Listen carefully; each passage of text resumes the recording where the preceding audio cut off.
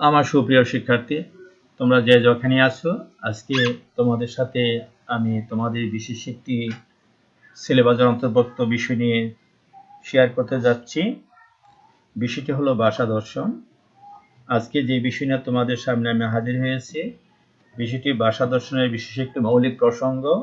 সেই মৌলিক প্রসঙ্গটি আমি তোমাদের এখানে স্লাইডে দেখিয়েছি। তো তোমার যেখানে থাকো, আশা করি বিষয়টি তোমরা সুন্দরভাবে গ্রহণ করবে এবং এদিকে দৃষ্টিপাত করবে, সেই প্রত্যাশা আজকে তোমাদের সাথে এই বিষয় শেয়ার করতে যাচ্ছি। আমি প্রফেসর মোহাম্মদ রফিল ইসলাম, দর্শন বিভাগ, কুমিল্লা ভিক্টোরিয়া সরকারি কলেজ।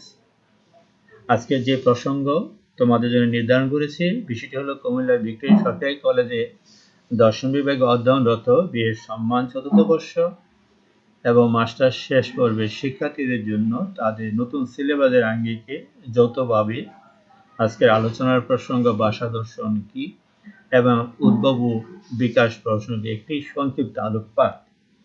বিষয়টি এখানে তোমাদের নির্ধারণ করেছে তোমাদের সিলেবাসের আঙ্গিকে। এই প্রসঙ্গে আমি শুরুতে একটু ভূমিকা দিচ্ছি যে মাস্টার শেষ পর্ব এবং অনার্স চতুর্থ বর্ষে তোমাদের উভয় সিলেবাসের এই বিষয়টি সমভাবে অন্তর্ভুক্ত করা হয়েছে এবং বিষয় প্রসঙ্গ একই থাকার কারণে আমি এই বিষয়টিকে তোমাদের সামনে আজকে বিশেষভাবে অবতারণা করতে যাচ্ছি। তা আশা করি উভয় পর্বের শিক্ষার্থীরা এই বিষয়টির আঙ্গিকে তাদের পরীক্ষার জন্য বিশেষ কাজে আসবে বিদায়ী আমি এই বিষয়টিকে এখানে তোমার জন্য আজকে নির্ধারণ করেছি। সুপ্রিয় শিক্ষার্থী, তোমরা জানো ভাষা দর্শন আমাদের একটি দর্শনের বিশেষ একটি শাখা। দর্শনে যে সমস্ত বিষয়গুলো রয়ে গেছে সেই বিষয়গুলোর মধ্যে এই বিষয়টি একটি অন্যতম বিষয়। সে প্রাচীন, মধ্য, আধুনিক যুগে বিশেষত ভাষা দর্শনে তোমরা বিশেষ বিষয়গুলো দেখতে পাওনি। ভাষা দর্শন মূলত সাম্প্রতিক বা সমকালের একটি দর্শন। আর সমকালের বিষয়টি তোমরা জানো, সেই বিষয়টি জার্মান ভাববাদী দার্শনিক এবং হেগেলোত্তর যে দর্শন বলতে আমরা যেটা বুঝি বা পেয়েছি, সেই আঙ্গিকেই সাম্প্রতিককালের দর্শনের একটি বিশেষ ভাগ হলো ভাষা দর্শন। এই প্রসঙ্গে শুরুতেই আসছে ভাষা বলতে কি বোঝায় বা ভাষা কি। ভাষার সংজ্ঞা তোমরা হয়তো ব্যাকরণ জেনে আসছো এবং আমরা দৈনন্দিন কথোপকথনে আমরা মনের ভাব প্রকাশ করার জন্য যে আঙ্গিকে নিজের বিষয়াদি অন্যের কাছে যোগাযোগের মাধ্যম হিসেবে ব্যবহার করে থাকি, মূলত আমরা তাকে ভাষা হিসেবে আখ্যায়িত করে আসছি। তবে ভাষা তোমাদের সঙ্গে একটি বিশেষ সংজ্ঞার আঙ্গিকে বিষয় তোমাদের সাথে উপস্থাপন করতে যাচ্ছি। ভাষা দর্শন হলো ভাষার একটি বিশেষ দিক। ভাষা কি? ভাষা হলো তোমাদের সেই সমস্ত কৃত্রিম বিষয় বা চিহ্নের কতগুলো সমষ্টি যেগুলোর আঙ্গিকে আমরা মনের ভাব অন্যের কাছে প্রকাশ করি কিংবা অন্যের প্রকাশিত ভাবটা আমরা গ্রহণ করি। এই ধরনের কতগুলো চিহ্নের সমষ্টি বা প্রতীকের সমষ্টি যার আঙ্গিকে আমরা পারস্পরিক বিষয় দিয়ে আমরা বোঝাপড়া করতে পারি এবং সেখানে আমাদের মনন মেধার সেতু বন্ধন হিসেবে বিষয়টি কাজ করে। ভাষা হলো কতগুলো প্রতীকের সমন্বয়। সুদূর অতীতে মানুষ তার মনোভাব অঙ্গভঙ্গির মাধ্যমে প্রকাশ করত। তারপর যখন বিবিধ অর্থজ্ঞাপক শব্দের প্রচলন হলো, তখন শাব্দিক ভাষা প্রচলন হতে লাগলো। প্রাথমিক অবস্থা বিবিধ অর্থজ্ঞাপন শব্দ, চিহ্ন, ছবি, অঙ্গভঙ্গি, ইশারা ইত্যাদির মাধ্যমে লিখিত কিংবা মৌখিক এবং এই ধরনের বিবিধ আকারের মাধ্যমে মনের ভাব যখন আমরা প্রকাশ করতে থাকি, সেই ভাব প্রকাশের বাহন হিসেবে যে সমস্ত চিহ্ন এবং প্রতীক আছে সেগুলো লিখিত থেকে মৌখিক যাই হোক না কেন সেগুলো আমরা ভাষা হিসেবে আখ্যায়িত করে আসছি। সুতরাং ভাষা হলো মনের ভাব প্রকাশের কতগুলো প্রতীকের সমন্বয়, কতগুলো শব্দ বা বর্ণেরও সমষ্টি বলতে পারো সেই। এখন প্রশ্ন আসে ভাষা মূলত আমাদের কি কাজে লাগে এবং সেটা প্রকারভেদে কি। ভাষার দৈনন্দিন জীবনে আমাদের বিবিধ প্রকার সম্পর্ক, বিবিধ প্রকার আমাদের পারস্পরিক লেনদেন, পারস্পরিক আমাদের বোঝাপড়া, মনের ভাব প্রকাশ করা ইত্যাদি বিভিন্ন আঙ্গিকে আমরা ভাষাকে প্রকাশ করে আসছি এবং সেই হিসেবে ভাষার ব্যবহারও বিবিধ। ভাষার প্রকাশভঙ্গি আঙ্গিকে ভাষাকে মূলত দুইটা ভাগে ভাগ করা যায় এবং সেই দুইটি ভাগ অর্থাৎ ভাষার প্রকারভেদ হিসেবে যে বিষয়টি তোমাদের সামনে উপস্থাপন করতেছে, ভাষাটাকে দুইটা আঙ্গিকে মোটা দাগে এখানে বিভাজন করে দেখানো হচ্ছে। একটি হলো প্রাকৃতিক ভাষা, আরেকটি হলো কৃত্রিম ভাষা। প্রাকৃতিক ভাষা বলতে সাধারণত মুখ দিয়ে কথা বলে আমাদের মনের ভাব অন্যকে বোঝানোর জন্য যে ভাষা সচরাচর আমরা দৈনন্দিন জীবনে ব্যবহার করে থাকি সেইগুলোকে আমরা প্রাকৃতিক ভাষা বা স্বাভাবিক ভাষা হিসেবে আখ্যায়িত করে আসছি। কৃত্রিম ভাষা বা সাধারণত স্বভাবসম্মত আমরা দৈনন্দিন জীবনে স্বাভাবিক প্রক্রিয়া যে বিষয়গুলো সাধারণত ভাষায় আসেনি কিন্তু ভাষা হিসেবে এগুলো প্রতিষ্ঠা পেয়েছে সেগুলোকে আমরা বলি কৃত্রিম ভাষা, যেমন গাণিতিক ভাষা, প্রতীকী ভাষা এবং বিভিন্ন ইশারা ইঙ্গিতের ভাষা। এইগুলো ভাষার মর্যাদা লাভ করে আসছে বরাবরই, সেইগুলোকে আমরা কৃত্রিম ভাষা হিসেবে আখ্যায়িত করি। সুতরাং ভাষা বিজ্ঞানের ক্ষেত্রে কৃত্রিম ভাষাকেও আমরা একটি ভাষার মর্যাদা হিসেবে পেতে আসন করে নিতে দেখেছি। বিশেষ করে আমরা যুক্তিবিদ্যা প্রত্যেকটি ভাষা প্রচলন বহুতে আমরা পেয়ে আসছি এবং আমরাও সেগুলো ঠিকভাবে ব্যবহার করে যাচ্ছি। পরিশেষে তোমাদের সামনে আমি যে বিষয়টি উপস্থাপন করতে চাচ্ছি সেটা হলো ভাষা দর্শন কি এবং কেন। ভাষা দর্শন প্রসঙ্গে এই বিষয়গুলো এখানে তোমাদের সামনে আমি যেটা নিয়ে আসছি সেটা হলো ভাষার সাথে দর্শনের একটি সম্পর্ক আছে। ভাষা দর্শনের বিষয়টি আগে আমি বলে আসছি যে ভাষা দর্শন তোমাদের কাছে একটি নতুন বিষয় হলো এটি দর্শনের একটি মৌলিক প্রসঙ্গ। ভাষার ক্ষেত্রে দার্শনিক যে বিষয়াদি বিশ্লেষণে দর্শনের ভাষার সম্পর্কিত বা ভাষার ভাব প্রকাশ সম্পর্কিত, ভাষা ও তার অর্থ, তার বাক্য পদের বিভিন্ন বিশ্লেষণাত্মক ভাব এবং প্রকাশ এবং এগুলো প্রয়োগশীলতা সম্পর্কে যেই দার্শনিকদের বিশ্লেষণ দৃষ্টি জনিত যে ভাষা সেটাকে মূলত আমরা ভাষা দর্শন হিসেবে আখ্যায়িত করে আসছি এবং ভাষা দর্শন হিসেবে পেয়ে আসছি। ভাষা দর্শনের সংজ্ঞা প্রসঙ্গে বলা হচ্ছে যে ভাষা দর্শন হলো ভাষার প্রকৃতি, উৎপত্তি, ব্যবহার, যুক্তিযুক্ত আলোচনা। ভাষা দর্শন ভাষার প্রকৃতি এবং ভাষার সাথে বক্তা তাদের চিন্তা এবং জগতের মধ্যে এগুলোর পারস্পরিক সম্পর্ক সম্পর্কিত বিষয়গুলো ভাষা দর্শনের মৌলিক প্রসঙ্গ। ভাষা দর্শন ভাষা এবং দার্শনিক চিন্তার আঙ্গিকে বিশেষণত একটি বিশেষ প্রক্রিয়া মাত্র। প্রশ্ন দ্বারায় ভাষা দর্শন কেন? ভাষা দর্শন মূলত আমাদের সাম্প্রতিককালের যে সমস্ত বিশ্লেষণীয় দর্শন আছে তার একটি বিশেষ দিক হলো ভাষা দর্শন। ভাষার ক্ষেত্রে সে কৃত্রিম ভাষা কিংবা স্বাভাবিক ভাষা বা অন্য যে কোনো ভাষায় বা বিশেষ কোনো একটি ভাষার ক্ষেত্রে ভাষায় বিভিন্ন প্রকার সমস্যাদি থাকে। সাম্প্রতিককালের বিভিন্ন দার্শনিকদের যারা ভাষা দার্শনিক তাদের কাছে মূলত যে বিষয়টি বড় করে দেখা দিয়েছে সেটা হলো ভাষায় বাক্য, শব্দ এবং ভাব ও অর্থের বিভিন্ন হেরফের জনিত ভাষার প্রকৃত নির্যাস অনুধাবন করতে আমরা কখনো কনফিউজ খাই কিংবা প্রকৃত অর্থ উদ্ধার করতে ব্যর্থ হই। এই ধরনের ক্ষেত্রে ভাষা গাণিতিক অর্থ অর্থাৎ ভাষার বৈজ্ঞানিক তাৎপর্য এবং ভাষার প্রকৃত নির্যাস উদ্ধার করতে ভাষা বিজ্ঞানীরা বিশেষ করে ভাষার দার্শনিকদের যে মনন কেন্দ্রিক বিভিন্ন বিশ্লেষণাত্মক ভাষার প্রকাশ সেটাকে তারা ভাষা দর্শন হিসাবে আমাদের সামনে পরিবেশন করে আসছেন। ভাষা দর্শন প্রসঙ্গে আমি যেটা বলে আসছি তোমাদেরকে আগেও তার আঙ্গিতে বলা যায় যে ভাষা দর্শন বিশ্লেষণী প্রক্রিয়ার মাধ্যমে এমন এক ধরনের ভাষার অনুসন্ধান চালায় যা অর্থের অর্থ অনুধাবন করে ভাষা থেকে যাবতীয় অস্পষ্টতা, অনেকার্থতা, দ্ব্যর্থকতা এবং কাব্যিক ভাব, এই সমস্ত বিষয়গুলো অপসারণকল্পে ভাষার প্রকৃত নির্যাস উদ্ধার এবং ভাষার গাণিতিক ও বৈজ্ঞানিক প্রকাশ। এই নিমিত্তে ভাষা দর্শনের যে চর্চা এবং এই নিমিত্তে ভাষা দর্শনের যে স্বাভাবিক পরিবেশন প্রক্রিয়া, সেটাকে বলা হচ্ছে ভাষা দর্শন। সুতরাং শিক্ষার্থীগণ, প্রিয় শিক্ষার্থীরা, তোমরা বুঝতেই পেরেছ যে ভাষা দর্শন কি এবং কেন।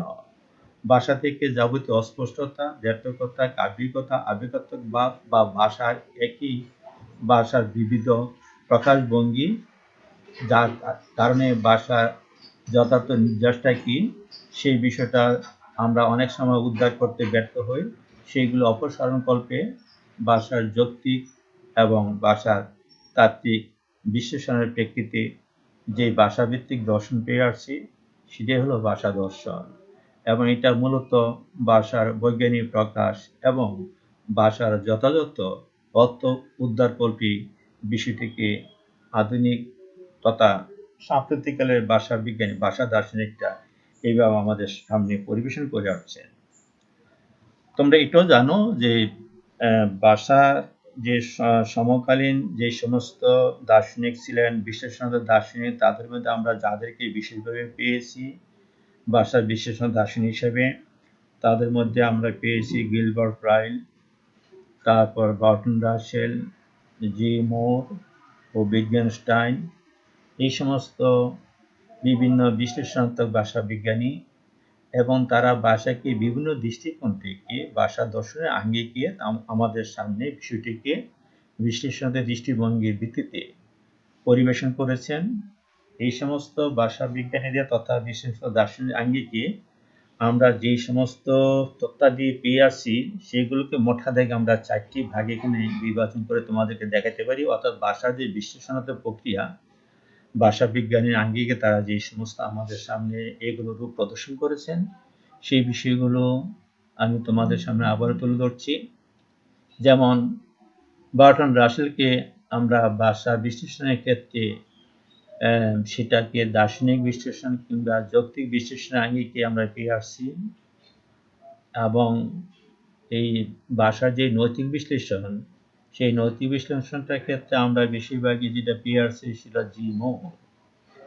আবার ভাষার বৈজ্ঞানিক বিশ্লেষণ বা স্বাভাবিক ভাষাতাত্ত্বিক বিশ্লেষণ, কখনো কখনো সেটা যৌক্তিক বিশ্লেষণকে সেটা স্পর্শ করেছে, সেটি আমরা পেয়েছি উইটগেনস্টাইন, ভাষা দার্শনিক লুডভিগ উইটগেনস্টাইনকে আমরা পেয়েছি। অনুরূপভাবে ভাষার মনস্তাত্ত্বিক বিশ্লেষণ এবং ভাষার যে সমস্ত মনস্তাত্ত্বিক এবং যৌক্তিক কাঠামোর আঙ্গিকে তোমাদের সামনে ভাষার আরেকটি বিশ্লেষণাত্মক রূপ নিয়ে উপস্থাপন করে আসছেন, সেটা হলো গিলবার্ট রাইল। সুতরাং এই সমস্ত ভাষা বিজ্ঞানীদের বিভিন্ন বিশ্লেষণাত্মক প্রেক্ষিতে ভাষার উৎকর্ষতা, ভাষার বৈজ্ঞানিক নির্যাস উদ্ধারকল্পে তোমাদের সামনে যে বিষয়গুলো পরিবেশন করেছেন, মূলত সেটাই ভাষা দর্শন।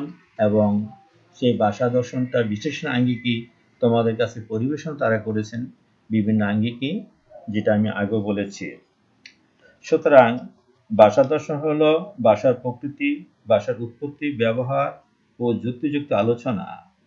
ভাষা দর্শন ভাষার প্রকৃতি এবং ভাষার সাথে বক্তার চিন্তা এবং জগতের মধ্যে সম্পর্ক আলোচনার চেষ্টা করে থাকে। ভাষা হলো কতগুলো চিহ্নের সমষ্টি, যা আমরা একে অপরের সাথে যোগাযোগের মাধ্যম হিসেবে ব্যবহার করে থাকি। ভাষায় যোগাযোগে আমরা অন্যজনকে জানাতে পারছি বা পারি যে চিহ্ন দিয়ে ভাষা গঠিত হয়, সেই চিহ্নগুলোকে অর্থ নির্ভর করে আমাদের চিন্তার উপর। সাধারণত ভাষাগুলোকে যেমন ইংরেজি, ফরাসি কিংবা বাংলা ব্যবহৃত শব্দের অনেকটা প্রসঙ্গে নির্ভর করে আমাদের প্রচলিত কথা পদ্ধতি তথা প্রথায় এক বক্তা অন্য বক্তার সাথে পারস্পরিক সম্মতির উপর নির্ভর করে যেভাবে ভাষাটা ব্যবহার করেন বা উপস্থাপন করেন, তারই কলা কৌশলের প্রেক্ষিতে। মূল কথা হলো ভাষা দর্শনের শব্দসমূহ হলো চিহ্নের সমষ্টি। ভাষার প্রধান কাজই হলো যোগাযোগ স্থাপন করা। সুপ্রিয় শিক্ষার্থী, আমরা এতক্ষণ তোমাদের সাথে যে বিষয়টা আমি দেখে আসছি, সেটা হলো ভাষা দর্শন কি এবং কেন। পরবর্তী স্লাইডে আমি সর্বশেষ পয়েন্টের দিকে তোমাদের দৃষ্টি কাটছি, এবং সেটা হলো ভাষা দর্শনের উদ্ভব ও বিকাশ প্রসঙ্গে। ভাষা দর্শনের উদ্ভব ও বিকাশ প্রসঙ্গে তোমাদের এখানে যে বিষয়টি আমি তোমাদের দেখানোর চেষ্টা করছি সেটা হলো ভাষা দর্শনের উদ্ভবটা কিভাবে হলো, অর্থাৎ শুরুতে আমরা ভাষা দর্শন এইভাবে পাইনি। ভাষা দর্শন সম্পর্কিত তোমাদের এখানে তার উৎপত্তি বা উদ্ভব এই সম্পর্কে আমি তোমাদের দৃষ্টি কাটছি। প্রাচীন, মধ্য, আধুনিক যুগে পরাতাত্ত্বিক আলোচনা ছিল দর্শনের অন্যতম বিষয়। বিমূর্ত বিষয় নিয়ে অনুধাবনমূলক বা অনুদানমূলক চিন্তা ছিল দার্শনিকদের কাজ, কিন্তু সমকালীন বা সাম্প্রতিক দর্শনের গতি প্রকৃতি সম্পূর্ণ ভিন্ন, তো না হলেও একটু ব্যতিক্রমী। এই যুগে তত্ত্ববিদ্যা বিরোধী আন্দোলন, যৌক্তিক প্রত্যক্ষবাদ, অস্তিত্ববাদ, প্রয়োগবাদ এগুলোর আঙ্গিকে আমাদের বিশ্লেষণী দর্শনে নয়, ভাষা দর্শনের নতুন একটি বিষয় আমাদের সামনে এসে হাজির হয়। এরই প্রেক্ষিতে একজনের দর্শনকে দার্শনিক সমস্যার সমাধানে বৈজ্ঞানিক পদ্ধতির প্রয়োগ প্রক্রিয়া হিসেবে বিষয়টিকে দেখানোর চেষ্টা করেন বিভিন্ন ভাষাতাত্ত্বিক, বিভিন্ন দার্শনিকবৃন্দ। বাস্তববাদী প্রায় সকল দার্শনিক তাদের দর্শনের বিজ্ঞানভিত্তিক করার চেষ্টা চালিয়েছেন।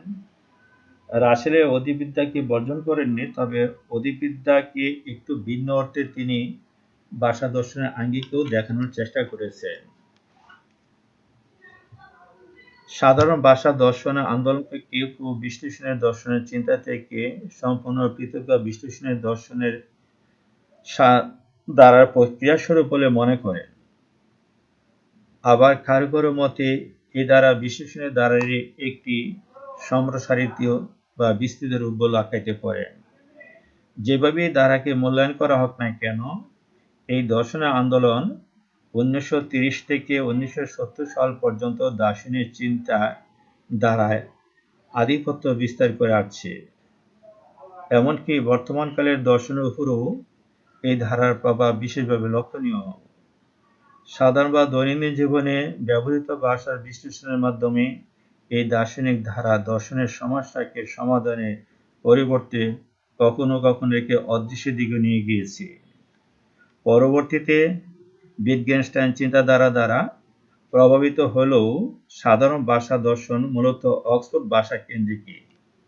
ভাষা দর্শনের উদ্ভবের ক্ষেত্রে যে বিষয়গুলো মোটা দাগে তোমাদের দৃষ্টি করা আমি প্রয়োজন মনে করছি সেটা হলো, তোমরা জানো ভাষা দর্শনের ক্ষেত্রে সাম্প্রতিককালে বেশ কতগুলো আন্দোলন আমরা দেখছি, যেমন অক্সফোর্ড আন্দোলন, কেমব্রিজ আন্দোলন, ভিয়েনা আন্দোলন বা ভিয়েনা সার্কেল বা ভিয়েনা চক্র। সেগুলোকে আমরা ভাষা দর্শনের উদ্ভব ও বিকাশের ক্ষেত্রে একটি বিশেষ তাৎপর্যমণ্ডিত অধ্যায় হিসেবে আমরা পেয়ে আসছি। তবে এই ক্ষেত্রে আমরা যে বিষয়গুলোকে তোমাদের সামনে উল্লেখ করতে যাচ্ছি, যে অক্সফোর্ড দর্শন নামে যে বিষয়টা পরিচিত তা হলো অক্সফোর্ডে যে দার্শনিক বৃন্দ ছিলেন তাদের মধ্যে বিশেষ সারির সামনে যারা ছিলেন তারা ছিলেন Gilbert Ryle, J L. Austin, Peter Strawson, P F. Strawson, John Wisdom. এই সমস্ত ব্যক্তিত্ব তারা অক্সফোর্ড আন্দোলনের প্রেক্ষিতে ভাষাতাত্ত্বিক দর্শনের বিষয়টাকে আমাদের সামনে বিশ্লেষণের ভিত্তিতে একটি নতুন মাত্রা সংযোজন করে আসছেন। তারপরও আমরা আরো পেয়েছি যাদেরকে, সেটা ডি মোর, বার্টন রাসেল এবং প্রমুখ এবং উইটগেনস্টাইন, তাদেরকে আমরা পেয়েছি। কাজী অস্টিনের দর্শনের মূল কথাই হলো একটি উক্তি কেবল কোনো পরিস্থিতিতে বা বাস্তবতা বর্ণনা করে শুধু তাই নয়, সেই উক্তিটি কোনো ধরনের কর্ম সম্পাদন করে তার উপর উক্তিটির অর্থ নির্ভর করে। অর্থাৎ ভাষা দর্শন অস্টিনের মতে যে বিষয়টি এখানে বোঝানোর চেষ্টা করছি সেটা হলো ভাষা দর্শন বিশেষ একটি দর্শন শুধু তাই না, এটা কোন প্রেক্ষাপটে কখন কি অর্থে ভাষাটা আমরা ব্যবহার করি এবং সম্পাদন করা হয় তার অবস্থা বা তার উপর যে পরিপ্রেক্ষিত অবস্থাটা আছে তার প্রেক্ষিতে তার চেহারা নির্ধারণ করতে হবে। পরিশেষে আমরা বলতে পারি যে প্রচলিত ভাষার প্রচলন হবার পর বিংশ শতকের গোড়ার দিকে ভাষার সার্বিক দিকের পর্যালোচনা শুরু হয়। ভাষা যোগাযোগের একমাত্র মাধ্যম হয় ভাষার সুস্পষ্ট হওয়া বাঞ্ছনীয় বলে সমকালীন ভাষা দার্শনিকরা মনে করেন। তারই প্রেক্ষিতে এই ভাষা দর্শন সামনে এগোতে থাকে। ভাষা দর্শনের ক্রমবিকাশ সম্পর্কে তোমাদের আরেকটু আলোকপাত করছি আমি বিষয়টি। ভাষা দর্শন, তোমরা জানো যে কয়েকটি আন্দোলনের কথা আমি বলে আসছি আগেই ভাষাতাত্ত্বিক বিশ্লেষণকে কেন্দ্র করে, যেমন অক্সফোর্ড আন্দোলন, কেমব্রিজ আন্দোলন, ভিয়েনা চক্র এবং প্রয়োগবাদী দর্শন, যৌক্তিক প্রত্যক্ষবাদ, মানবতাবাদ, তারপর অস্তিত্ববাদ।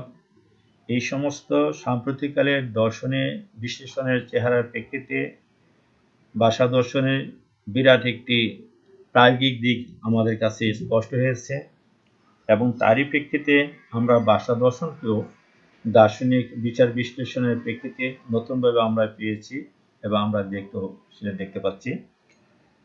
সেখানে একটি বিষয় তোমাদেরকে মনে রাখতে হবে যে তত্ত্ববিদ্যা বিরোধী মনোভাবের প্রেক্ষিতে আমাদের ভাষা দর্শনটাকে আরেকটু সামনে এসে উপনীত হয়েছে। প্রাচীন মধ্য আধুনিক যুগে পরাতাত্ত্বিক আলোচনায় ছিল দর্শন অন্যতম দিক। বিমূর্ত বিষয় নিয়ে অনুধাবন চিন্তা ছিল দার্শনিকদের কাজ, কিন্তু সমকালীন দর্শনের গতি প্রকৃতির সম্পূর্ণ ভিন্নতর না হলেও ব্যতিক্রম।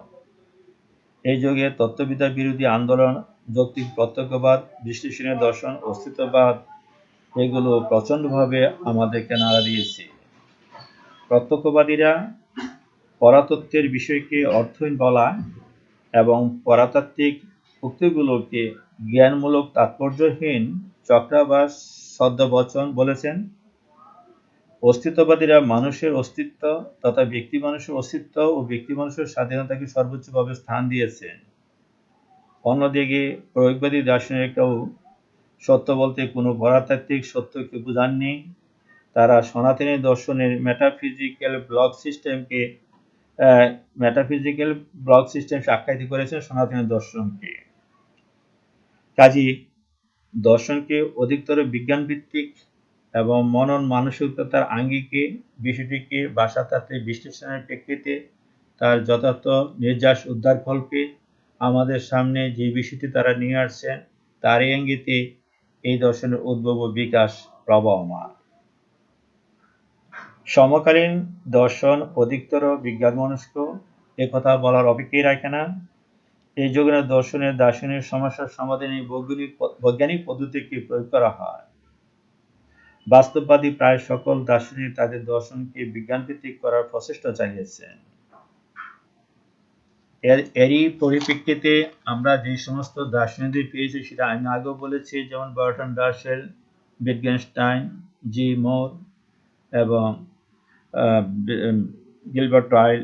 এই সমস্ত ভাষাতাত্ত্বিক এবং বিশ্লেষণাত্মক দার্শনিক তার প্রবাহী অর্থাৎ ভাষা দর্শন ও বিশ্লেষণ দর্শনের যে সমস্ত উজ্জ্বল নক্ষত্র তুল্য দার্শনিক তারা তাদের মধ্যে প্রণিধানযোগ্য। সাধারণ ভাষা দর্শন আন্দোলনকে কেউ কেউ বিশ্লেষণের দর্শন চিন্তা থেকে সম্পূর্ণ পৃথক বা বিশ্লেষণের দর্শনের দ্বারাই প্রত্যাশ্য বলে মনে করলেও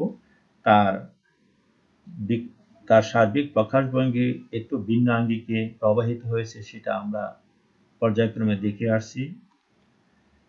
এখানে যে বিষয়গুলো তোমাদের দৃষ্টি কাটছে সেগুলো হলো ভাষা দর্শন বিকাশের ক্ষেত্রে এই সমস্ত আন্দোলন, বিশেষ করে যৌক্তিক প্রত্যক্ষবাদী আন্দোলন আর আমাদের মনোদর্শন, বিশেষ করে গিলবার্ট রাইলের মনস্তাত্ত্বিক বিশ্লেষণ এবং জি মোরের ভাষা বিশেষ করে নৈতিক বিশ্লেষণ, অনুরূপভাবে বার্টন রাসেল কর্তৃক ভাষার যৌক্তিক ও তাত্ত্বিক বিশ্লেষণ তথা দার্শনিক বিশ্লেষণের প্রেক্ষিতে ভাষা দর্শন আরো গতি পেয়েছে।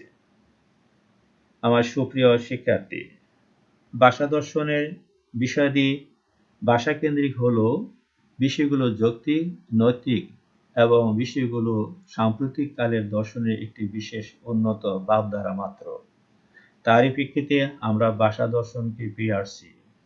ভাষা দর্শন প্রসঙ্গে এই বিষয়গুলো এতক্ষণ তোমাদের সামনে যে বিষয়গুলো অবতারণা করছি সেই বিষয়গুলো বিশেষত্ব হলো ভাষা দর্শন কেন এবং কি, এই বিষয়টা আমি সংক্ষেপে তোমাদেরকে আবারও বলে দিচ্ছি।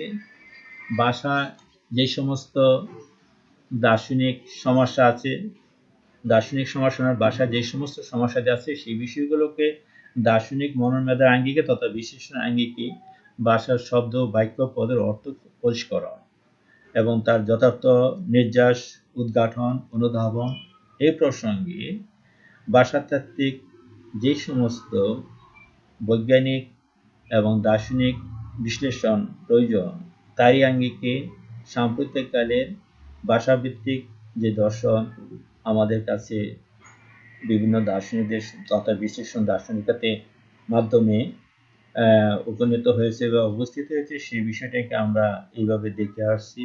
তোমরা হয়তো বিষয়টাকে সেইভাবে তোমাদের সামনে আমি উপস্থাপন করলাম। এ প্রসঙ্গে তোমাদের কোনো জিজ্ঞাসা, তোমাদের কোনো প্রশ্ন যদি থেকে থাকে, সেটা আমার সাথে শেয়ার করতে পারো। পরবর্তীতে ভাষা দর্শন কিংবা অন্য অনুরূপ একটি প্রসঙ্গ নিয়ে তোমাদের সামনে আমি আবারও হাজির হব। সুপ্রিয় শিক্ষার্থী, ভাষা দর্শন আমাদের বিভিন্ন ক্ষেত্রে সাম্প্রতিক কালের দর্শনের মধ্যে একটি বিশেষ শাখা হিসেবে বিবেচিত হয় এবং ভাষা দর্শনের বর্তমান যে সমস্ত উৎকর্ষতা এবং ভাষা বিজ্ঞানীদের যে সমস্ত বিশ্লেষণাত্মক দৃষ্টিভঙ্গি, তার আঙ্গিকে বৈজ্ঞানিক ভাষা তথা যৌক্তিক ও নৈতিক ভাষাকে আমাদের সামনে সাবলীল এবং একদম প্রায়িকশীল ভাষা হিসাবে প্রকাশের নিমিত্তে এই ভাষাটি তথা ভাষা দর্শন আমাদের সামনে উপনীত হয়েছে ভাষা বিজ্ঞানীদের তথা ভাষা দার্শনিকদের মাধ্যমে। এই বিষয়টি তোমাদেরকে আমি বিভিন্ন উপমা এবং ভাষ্যের মধ্যে পর্যায়ক্রমে উপস্থাপন করে আসছি। সুপ্রিয় শিক্ষার্থী, আবার তোমাদের সাথে দেখা হবে এই প্রত্যাশায়। তোমরা যে যেখানে থাকো ভালো থাকো, সুস্থ থাকো, এই কামনা করছি। খুদা হাফেজ। ধন্যবাদ সবাইকে।